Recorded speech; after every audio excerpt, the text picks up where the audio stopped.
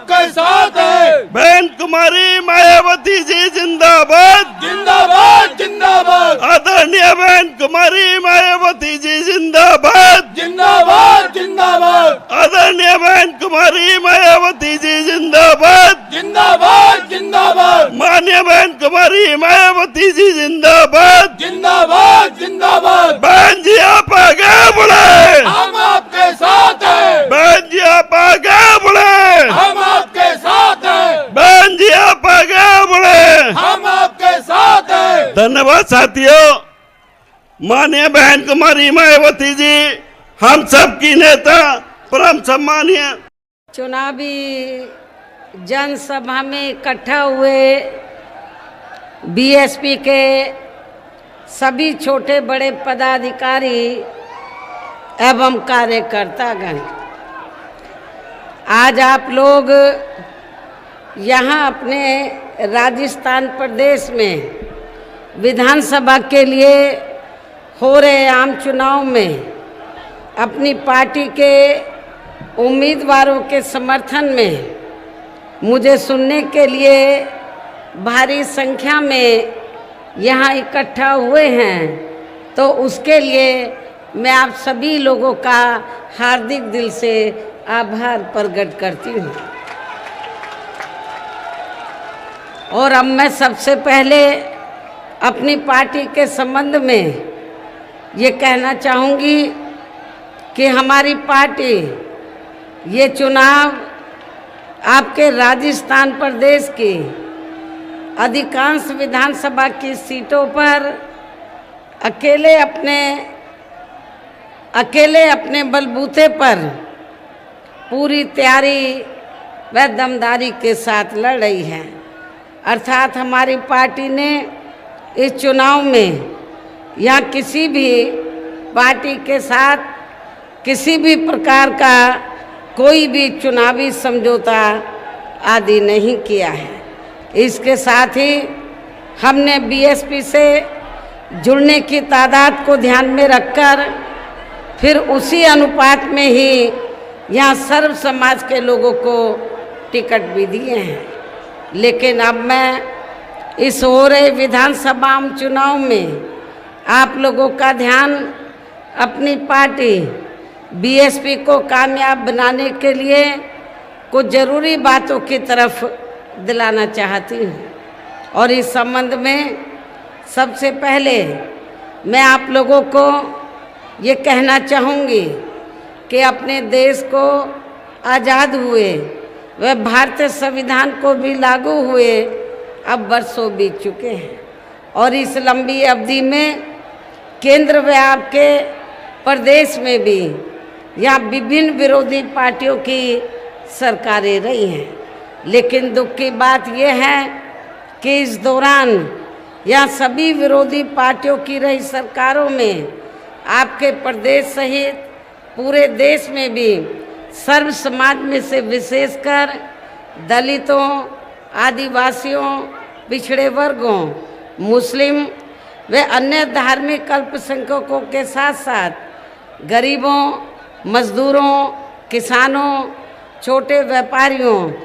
एवं अन्य मेहनतकश लोगों का भी पूर्ण रूप से विकास व उत्थान आदि नहीं हो सका है। जिनकी सरकारों की नीतियों व कार्यशैली को अब इन्हें और ज़्यादा आजमाने की ज़रूरत नहीं है। और इस मामले में खासकर मैं दलितों, आदिवासियों व अन्य पिछड़े वर्गों के लोगों को ये भी बताना ज़रूरी समझती हूँ कि इन्हें परम पूज्य बाबा साहब डॉक्टर भीमराव अंबेडकर के कड़े संघर्ष एवं अथक प्रयासों से भारतीय संविधान के तहत मिले कानूनी अधिकारों में से खासकर सरकारी नौकरियों में जो आरक्षण की सुविधा मिली है, तो उसे भी यहाँ शुरू से ही इन वर्गों के प्रति हीन व जातिवादी मानसिकता रखने वाली सभी विरोधी पार्टियों की रही सरकारें प्रभावहीन बनाने में तथा इसे अब धीरे धीरे ख़त्म करने की भी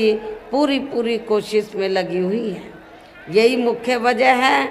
कि देश में आज़ादी के बाद व शुरू में केंद्र व अधिकांश राज्यों में भी काफ़ी लंबे समय तक सत्ता में आसीन रही कांग्रेस पार्टी ने, और अब पिछले कुछ वर्षों से केंद्र एवं काफ़ी राज्यों में भी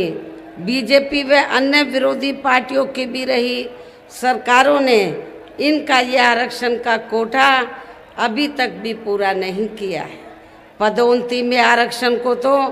इन्होंने मान्य कोर्ट की आड़ में काफ़ी हद तक ख़त्म ही कर दिया है, और इस मामले में लगभग यही खराब स्थिति हमें यहाँ के राजस्थान प्रदेश में भी देखने के लिए मिल रही है। इसके साथ ही अब इन वर्गों के लोगों को प्राइवेट सेक्टर में आरक्षण दिए जाने की व्यवस्था किए बिना ही केंद्र व राज्यों में भी ज़्यादातर सरकारी कार्य यहाँ प्राइवेट सेक्टर के जरिए देश के अधिकांश बड़े बड़े पूंजीपतियों व धन्ना सेठों को ही दिए जा रहे हैं, जिसके कारण अब पूरे देश में इन वर्गों के लोगों को आरक्षण का बहुत कम ही लाभ मिल पा रहा है, और इससे अब पूरे देश में दलितों व आदिवासियों के साथ साथ अन्य पिछड़े वर्गों को भी काफ़ी ज़्यादा नुकसान हो रहा है। वैसे मैं अति पिछड़े वर्ग के लोगों को ये बताना चाहती हूँ, हालांकि उन्हें इस बात की जानकारी है कि जब अंग्रेज भारत को छोड़कर गए, देश आज़ाद हुआ, तो आज़ादी के बाद देश में भी कांग्रेस पार्टी ही सत्ता में आसीन रही। जब कांग्रेस पार्टी लंबे अरसे तक सत्ता में आसीन थी आज़ादी के बाद, तो तब अति पिछड़े वर्ग के लोगों ने कांग्रेस से ये मांग की कि कमीशन बैठाया जाए एक, और उनको SC ST की तरह सरकारी नौकरियों में, शिक्षा में, अन्य और क्षेत्रों में भी अति पिछड़े वर्ग के लोगों को आरक्षण मिलना चाहिए।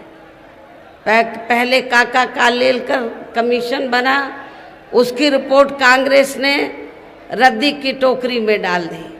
फिर मंडल कमीशन बना, उसकी रिपोर्ट आई, लेकिन केंद्र में रही कांग्रेस पार्टी की सरकार ने अति पिछड़े वर्ग के जो लोग थे तो उनको ये आरक्षण का लाभ देना उन्होंने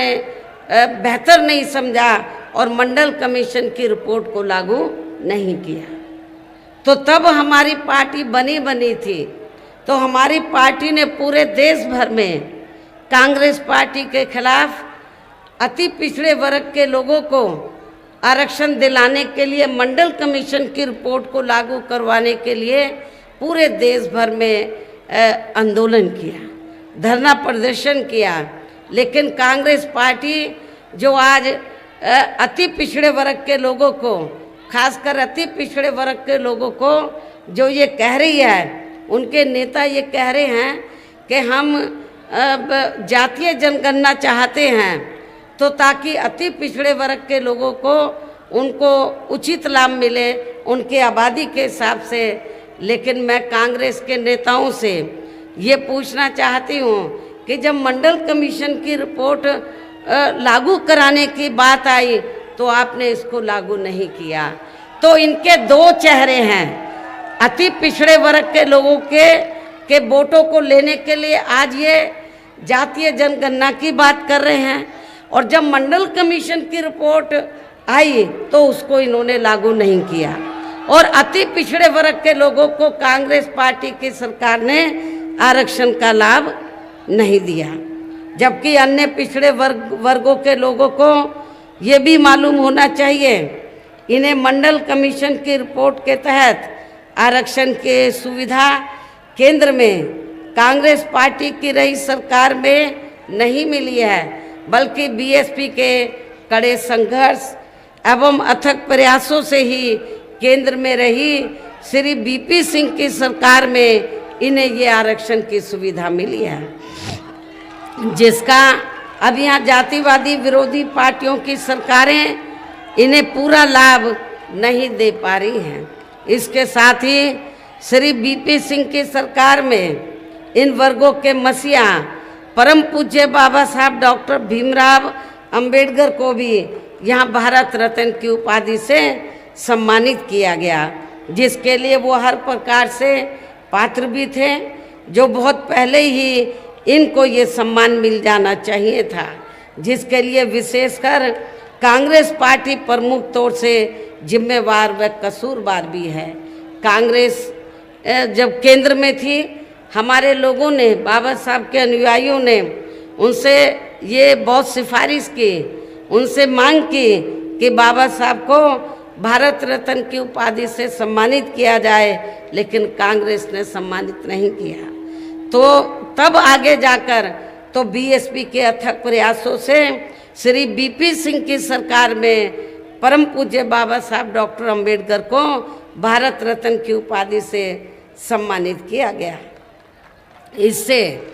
इन वर्गों के प्रति कांग्रेस पार्टी की, खासकर कांग्रेस पार्टी की हीन व जातिवादी मानसिकता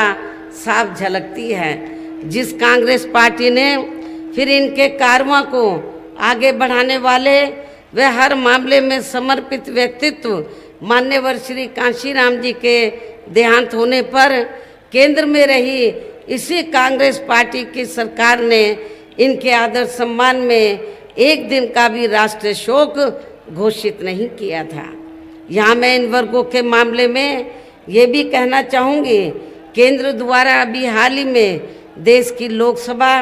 व राज्य विधानसभाओं में महिलाओं को जो 33% आरक्षण देने की व्यवस्था की गई है, तो उसमें SC ST व OBC वर्गों की महिलाओं को अलग से कुछ भी आरक्षण नहीं दिया गया है। इतना ही नहीं, बल्कि इन वर्गों के लोगों को जुल्म जाति से निजात दिलाने के लिए जो भी अनेकों नियम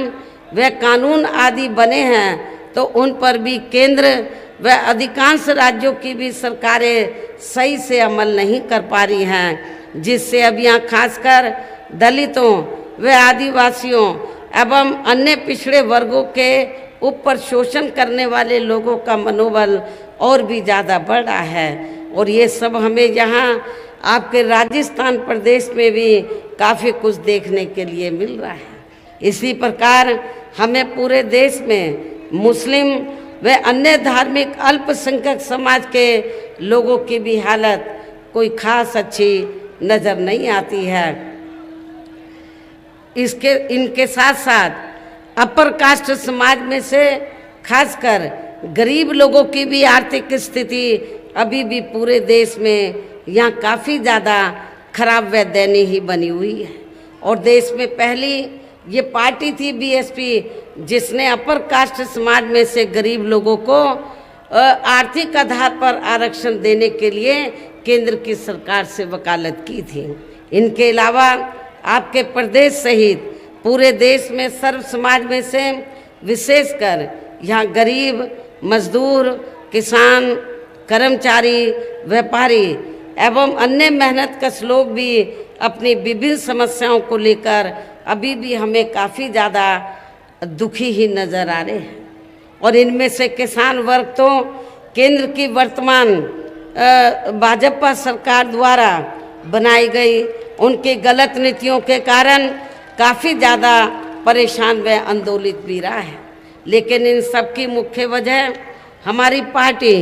केंद्र व आपके राजस्थान प्रदेश में भी यहाँ अब तक की रही सभी विरोधी पार्टियों की सरकारों की जातिवादी, पूंजीवादी व संकीर्ण मानसिकता के तहत बनाई गई उनकी गलत नीतियों एवं गलत कार्य प्रणाली को ही काफ़ी हद तक जिम्मेवार मानकर चलती है। और इस मामले में खासकर इनकी गलत आर्थिक नीतियों की वजह से ही आए दिन यहाँ पूरे देश में गरीबी, बेरोजगारी व महंगाई आदि भी काफ़ी ज़्यादा बढ़ रही है। हालांकि इस मामले में शुरू से ही हमारी पार्टी केंद्र व राज्य सरकारों से भी हर स्तर पर ऐसी नीति अपनाने की लगातार ये मांग करती आ रही है कि देश में कुछ गिने चुने पूंजीपतियों व धन्ना सेठों का विकास होने की बजाय बल्कि यहाँ गरीब व आम लोगों का ही विकास होना चाहिए। तभी फिर सही मायने में यहाँ की आम जनता अपनी गरीबी, बेरोजगारी, महंगाई व अन्य और भी समस्याओं से काफ़ी हद तक निजात पा सकती है। इसके साथ साथ अब अपने देश में भ्रष्टाचार भी हर स्तर पर काफ़ी ज़्यादा बढ़ा है, जिससे आपका खुद का अपना राजस्थान प्रदेश भी अछूता नहीं रहा है। आप लोगों को मालूम है कि यहाँ किस्म किस्म की आए दिन डायरी की चर्चा होती रहती है। अब कौन इसमें बेईमान है, कौन नहीं है, ये तो जांच का विषय है। और इन सब के लिए हमारी पार्टी आज़ादी के बाद से लेकर अभी तक केंद्र व देश के अधिकांश राज्यों में तथा आपके खुद के अपने राजस्थान प्रदेश में भी ज़्यादातर सत्ता यहाँ गलत पार्टियों में से खासकर कांग्रेस, बीजेपी व इनकी सहयोगी पार्टियों के हाथों में ही आने को मानकर चलती है। और इन सभी विरोधी पार्टियों को हमारी पार्टी इसलिए भी जिम्मेवार मानकर चलती है क्योंकि आज़ादी के बाद से लेकर अभी तक लगभग ये सभी विरोधी पार्टियां केंद्र व देश के अधिकांश राज्यों में भी ज़्यादातर यहाँ बड़े बड़े पूंजीपतियों व धन्ना सेठों की ही आर्थिक मदद से सत्ता में आती रही हैं। और सत्ता में आ जाने के बाद फिर ये पार्टियां अधिकतर मामलों में अपनी आर्थिक व अन्य सभी नीतियां यहाँ आम जनता की समस्याओं को दूर करने के हिसाब से तैयार नहीं करती हैं, बल्कि देश के उन बड़े बड़े पूंजीपतियों व धन्ना सेठों को ही फायदा पहुंचाने के हिसाब से अपनी अधिकांश नीतियां तैयार करती हैं, जिनके धन व बल से चुनाव लड़कर ज़्यादातर ये पार्टियां केंद्र व आपके राज्य सहित देश के अन्य राज्यों में भी अभी तक क्या सत्ता में आती रही हैं, जिसके कारण ही अब पूरे देश में व आपके खुद के अपने प्रदेश में भी अभी भी हमें यहाँ सर्व समाज के लोग अधिकांश मामलों में अपनी विभिन्न समस्याओं को लेकर काफ़ी ज़्यादा दुखी व परेशान ही नज़र आते हैं। जबकि पूरे देश में बीएसपी की ही अकेली एक ऐसी पार्टी है जो विरोधी पार्टियों की तरह देश के बड़े बड़े पूंजीपतियों व धन्ना सेठों की आर्थिक मदद से नहीं बल्कि अपनी पार्टी के ही आम कार्यकर्ताओं की आर्थिक मदद से चुनाव लड़कर यहाँ केंद्र व राज्यों की सत्ता में आना चाहती है, ताकि हमारी पार्टी सत्ता में आने के बाद फिर बिना किसी दबाव के वे आज़ाद होकर सर्व समाज के लोगों की सभी समस्याओं का समाधान करके के लोगों के ऊपर किसी भी प्रकार की कोई भी जुल्म जाति आदि नहीं होने दी है, बल्कि हमारी पार्टी की रही सरकार ने वहाँ जुल्म जाति करने वाले लोगों को बिना कोई देरी किए हुए उन्हें तुरंत ही जेल की सलाखों के अंदर भेजा है, जहाँ हमारी सरकार में उनकी सही व असली जगह होती है, जिसके यहाँ आपके प्रदेश में भी काफ़ी सख्त ज़रूरत है। इतना ही नहीं बल्कि हमारी पार्टी के रही सरकार ने वहाँ अपने देश में दलित एवं अन्य पिछड़े वर्गों में समय समय पर जन्मे हमारे महान संतों, गुरुओं व महापुरुषों में भी खासकर महात्मा ज्योतिराव फूले, छत्रपति शाहू जी महाराज, श्री नारायण गुरु, बाबा साहब डॉक्टर भीमराव अंबेडकर एवं मान्यवर श्री कांशीराम जी आदि को भी विभिन्न रूपों में पहली बार वहाँ पूरा आदर सम्मान दिया है, जिन्हें विरोधी पार्टियों के लोग अभी तक भी आसानी से पचा नहीं पा रहे हैं। इस प्रकार से उत्तर प्रदेश में हमारी पार्टी ने अपने सभी चारों रहे शासनकाल के दौरान वहाँ हर मामले में व हर स्तर पर सर्व समाज के लोगों को काफ़ी बेहतरीन सरकार दी है। और यदि आप लोग भी यहाँ अपने राजस्थान प्रदेश में आम जनहित के वह खाने को हथकंडों से भी जरूर सावधान रहना है। और इस मामले में खासकर कांग्रेस व अन्य विरोधी पार्टियां सोशल मीडिया आदि के जरिए मेरी आवाज़ में काट छांट करके तथा उनकी फर्जी वीडियो आदि बना के व उन्हें जारी करके अपने पक्ष में हवा बनाने का जो घिनौना प्रयास करती हैं या कर रही हैं, तो उनसे भी अपनी पार्टी के लोगों को कतई भी गुमराह नहीं होना है, बल्कि इससे उनकी हताशा व हार होनी निश्चित हमें नज़र आती है। इतना ही नहीं बल्कि आप लोगों को विरोधी पार्टियों के जारी किए गए उनके हवाई व प्रलोभन भरे चुनावी घोषणा पत्रों आदि के बहकावे में तो कतई भी नहीं आना है, जिन्हें ये पार्टियां सत्ता में आने के बाद अधिकांश अमल में नहीं लाती हैं, जिस पर से अब जनता का काफ़ी हद तक विश्वास ही उठ गया है। इसलिए हमारी पार्टी किसी भी चुनाव में अपना कोई भी चुनावी घोषणा पत्र आदि जारी नहीं करती है। वैसे भी हमारी पार्टी कहने में बहुत कम बल्कि कार्य करके दिखाने में ही ज़्यादा विश्वास रखती है। अर्थात हमारी पार्टी जो कहती है तो उसे करके भी दिखाती है, और ये सब हमने उत्तर प्रदेश में बिना घोषणा पत्र जारी किए हुए करके भी दिखाया है। और अब मेरा यही कहना है कि आप लोगों को अपने खुद के व अपने राजस्थान प्रदेश के भी हित में यह अपनी पार्टी बीएसपी की ही सरकार बनाना बहुत ज़रूरी है। तभी फिर यहाँ आपके प्रदेश में परम पूज्य बाबा साहब डॉक्टर भीमराव अंबेडकर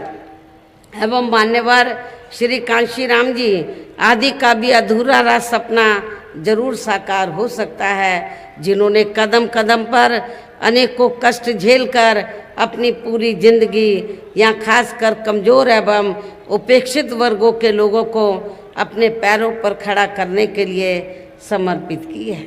जिसे भी खास ध्यान में रखकर अब आप लोगों को यहाँ अपने प्रदेश में विधानसभा का आम चुनाव लड़ रहे, खासकर भरतपुर व इसके आसपास के क्षेत्र में अपनी पार्टी के जो उम्मीदवार चुनाव लड़ रहे हैं, तो उन्हें आप लोगों को बीएसपी के हाथी चुनाव चिन्ह के सामने वाले बटन को दबाकर जरूर जिताना है। उन्हें भारी वोटों के अंतर से जरूर जिताना है, और इसके लिए अब आप लोगों को वोट पड़ने वाले दिन अपने सभी कार्य छोड़कर वे अपने अपने पोलिंग बूथों पर समय से पहुंचकर अपना वोट डालने के लिए ज़रूर जाना है। और इस मामले में हमारी महिलाएं भी पीछे नहीं रहेंगी, जो यहाँ मुझे सुनने के लिए भी आई हैं। इसके साथ ही अपनी पार्टी का एक भी वोट पड़ने से ना रह जाए, तो उसका आप लोगों को विशेष ध्यान रखना है। इस प्रकार से आप लोगों को अपनी पार्टी को कामयाब बनाने का हर संभव पूरा प्रयास करना है, जिसके लिए जहां आपकी स्टेट कमेटी व स्थानीय नेताओं के साथ साथ पार्टी के राज्यसभा सांसद श्री राम जी गौतम व इनके अन्य सभी साथी भी पूरे जी जान से लगे हैं। हालांकि श्री आकाश आनंद ने भी यहाँ चुनाव घोषित होने से पहले आपके राजस्थान प्रदेश को काफ़ी समय दिया है। अंत में अब मैं पुनः यहाँ अपनी पार्टी के उम्मीदवारों को जिताने की पुरजोर अपील करते हुए अपनी बात यही समाप्त करती हूँ। जय भीम, जय भारत।